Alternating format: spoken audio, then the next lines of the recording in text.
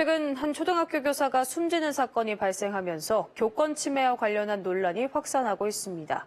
제주에서도 교권 침해 건수가 해마다 늘고 있는데 교권을 확립하기 위한 대책이 필요하다는 목소리가 나오고 있습니다. 안수경 기자입니다. 서울의 한 초등학교에서 임용 2년차 신규 교사가 숨진 채 발견되며 전국적인 추모 열기가 이어지고 있습니다. 또 다른 초등학교에선 학생이 담임교사를 폭행하는 사건이 발생하기도 했습니다. 제주에서도 사망한 초등교사를 추모하는 공간이 마련됐습니다. 전국적으로 교권 침해 논란이 커지고 있는 가운데 제주도 예외는 아닙니다.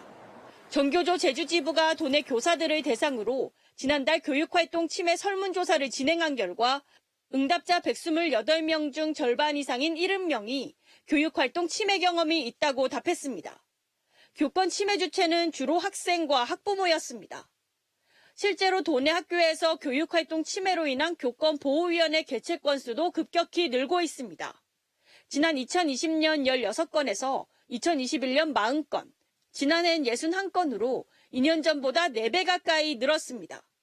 올 들어서도 벌써 23건이나 됩니다. 사유는 주로 언어적 폭력에 의한 것으로 알려졌습니다.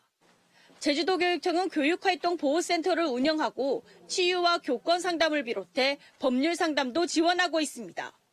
특히 전화민원으로 인한 고충이 커 올해부터 안심번호 서비스를 시작했는데 도내 전체 학교 가운데 절반이 넘는 90개 학교가 사용 중입니다.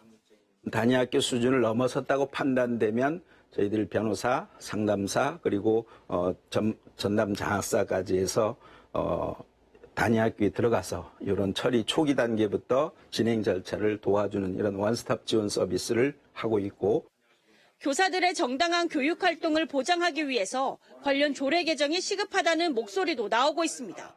교육 활동을 가능하게 하겠다라는 건 인권을 축소시키거나 이런 측면에서 얘기되는 게 아니고 인권을 제대로 존중하기 위해서 존중받는 사회를 만들기 위해선 선생님들이 제대로 교육할 수 있는 교사들의 교육권 보장과 소리 없는 학생들의 학습권 보호를 위해 무너진 교권을 바로 세워야 한다는 목소리가 커지고 있습니다.